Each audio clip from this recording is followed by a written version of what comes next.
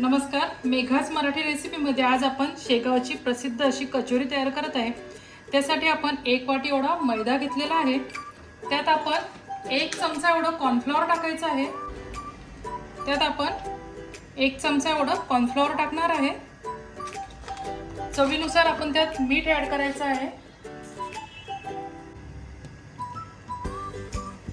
यात आपण थोडंसं 2 चमचे एवढं तेल टाकायचं आहे आणि हे व्यवस्थित हाताने असं मिक्स करून घेऊ। आधी आपण या पिठाला आपण तेल छान सगळं चोळून घेतलेलं आहे। बघा हे किती छान झालंय आपलं पीठ, ते बघू शकता। याचा असा गोळा तयार होतोय। आता आपण यात थोडं थोडं पाणी टाकायचं आणि घट्ट असा गोळा मळून घ्यायचा आहे आपल्याला पिठाचा। या अगदी याला आपण 1 चमचा म्हटलं तरी तेवढंच पाणी टाकायचं आणि याचा घट्ट उंडा मळून घ्यायचा आहे।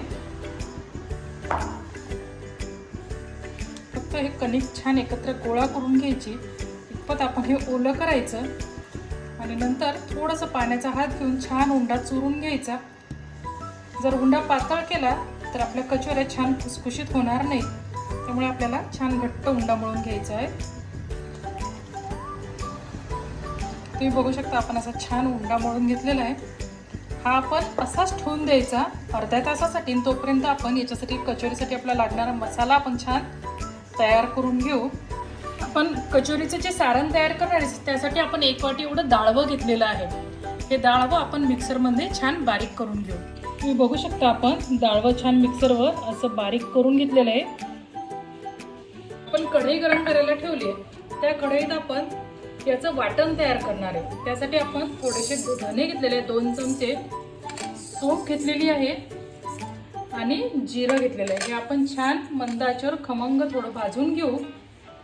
आपण मिक्सरच्या पॉटमध्ये 8-10 लसणाच्या पाकळ्या, कोथिंबीर स्वच्छ धुवून घेतलेली आहे, 7 ते 8 आपण हिरव्या मिरच्या घेतलेल्या आहे आणि आल्याचे 1 इंच आल्याचे तुकडे करून घेतलेले। याचं आपण वाटण तयार करून घेऊ। आपले हे हिरव्या मिरचीचं वाटण तयार आहे, हे आपण काढून घेऊ। आणि आता आपण जे धने आणि सोप भाजायला ठेवले होते त्याचंही वाटण तयार करून घ्यायचं आहे। कढईत आपण थोडं तेल टाकू आपला मसाला तयार करण्यासाठी।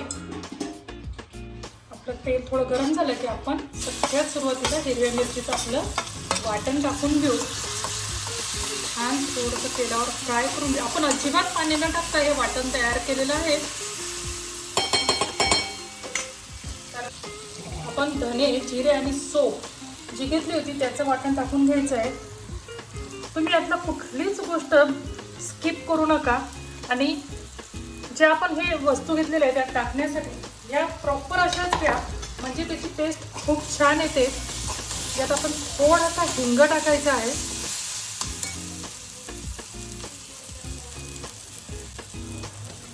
आणि त्यात आपण थोडीशी कसुरी मेथी ॲड करायची। हे छान फ्राय करून घ्यायचं। थोडीशी हळद टाकायची, 1 चमचा आपण लाल तिखट टाकायचं, चवीनुसार आपण यात मीठ ॲड करून घ्यायचं आणि मग आपण हे जे डाळवाची भरड केलेली आहे, पीठ तयार केलेलं डाळव्याचं, ते आपण यात टाकून घ्यायचं। हे छान आपण व्यवस्थित मिक्स करायचं। यात आपल्याला छान असा पाण्याचा शिपका द्यायचा आहे, म्हणजे आपली डाळ जी आपण घेतलेली आहे ती छान फुगेल। पण आपल्याला ते जास्त पाणी नाही टाकायचं आहे, फक्त डाळ भिजेल एवढं आपण त्याला शिपका दिलेला आहे। मी आणखी थोडं पाणी टाकते त्यात आणि याला मस्त आपण वाफ काढून घेऊ।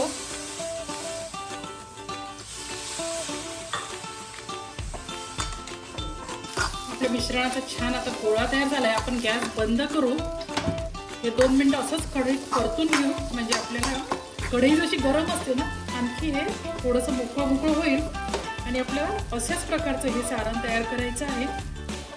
जास्त ओलंही नाही ठेवायचं आणि जास्त कोरडंही नाही होऊ द्यायचं, म्हणजे आपल्याला याचा असा छान गोळा तयार करता आला पाहिजे, असं आपल्याला हे सारण पाहिजे आहे। हे आता आपण एका डिशमध्ये काढून थंड करून घेऊ। आपलं मिश्रण थंड होईल तोपर्यंत आपण याचा छान असा गोळा तयार करून घेतलेला आहे तो आपण इतका छान चुरून असा मऊ करून घ्यायचा. आपण छान हा उंडा मोकळा करून असं छान चुरून घ्यायचा.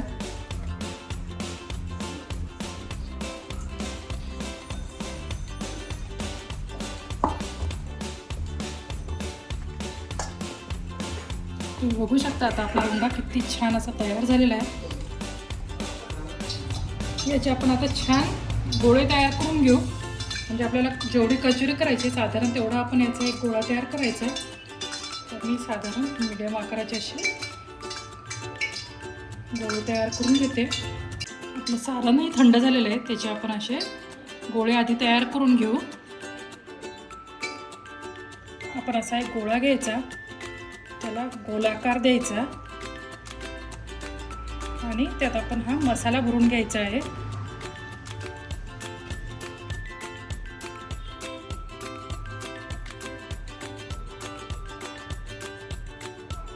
असं छान याचं तोंड असं बंद करून घ्यायचं.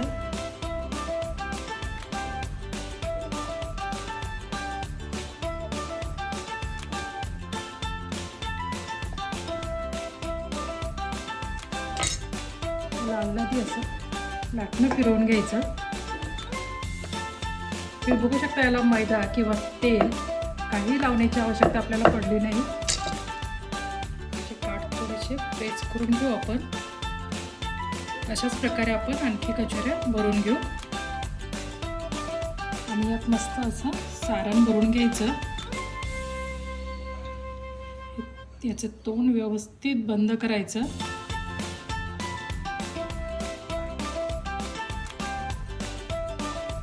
फक्त 2 लाटणे आपण अशी फिरवून थोडी लाटून घ्यायची आणि मग आपण हाताने याला छान आकार द्यायचा. म्हणजे याचे काठ दाबून घ्यायचेत. आपण तेल गरम करायला ठेवलंय.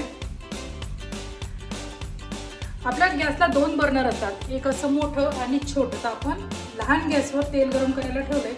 तर तेल आपल्याला कोमटही नाही करायचंय आणि उकळायचंही नाहीये. साधारणतः अशा पद्धतीचं आपलं तेल गरम झालेलं आहे. त्यात आपण गॅस अजिबात लहान करायचा नाही. मोठ्या गॅसवरच आपण या कचोऱ्या टाकून सुरुवातीला तळून घ्यायच्या. वाटल्यास नंतर आपण गॅस मिडियम करू शकतो. जर तुम्ही बारीक गॅसवर कचोऱ्या तळत बसल्या तर त्या खूप तेलकट होतात.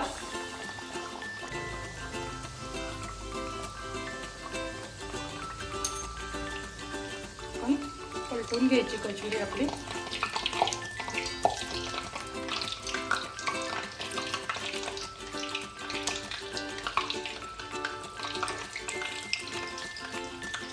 कंटिन्यू आपण 2 ना 3 ही कचोरी इकडून इकडं पलटायची. म्हणजे त्या दोन्हीकडनं छान खरपूस होतील, कुरकुरीतही होतील आणि फक्त एकच बाजू त्याची लाल होणार नाही.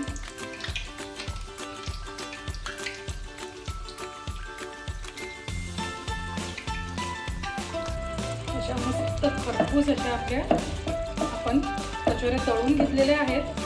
त्या आता आपण सर्व करू. मी तुम्हाला दाखवते त्या किती छान कुरकुरीत झाले आहेत. त्या अशा आपण कचोऱ्या काढून घेऊ.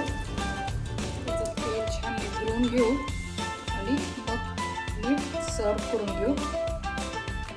अशा प्रकारे आपल्या शेगावच्या कचोऱ्या तयार आहेत.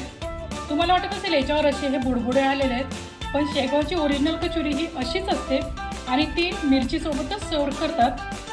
त्यासोबत कुठलाही सॉस किंवा कुठलीही चटणी नसते.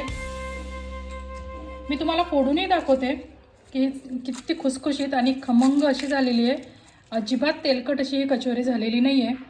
तुम्ही ही कचोरीची रेसिपी नक्की एकदा ट्राय करा. आणि तुम्ही जर शेगावची कचोरी खाल्ली असेल किंवा नसेलही तरी पण ही ट्राय करून बघा. तुम्हाला लक्षात येईल की ही कचोरी खूप टेस्टी लागते. तर रेसिपीला लाईक करा, शेअर करा, सबस्क्राईब करा. थँक्यू.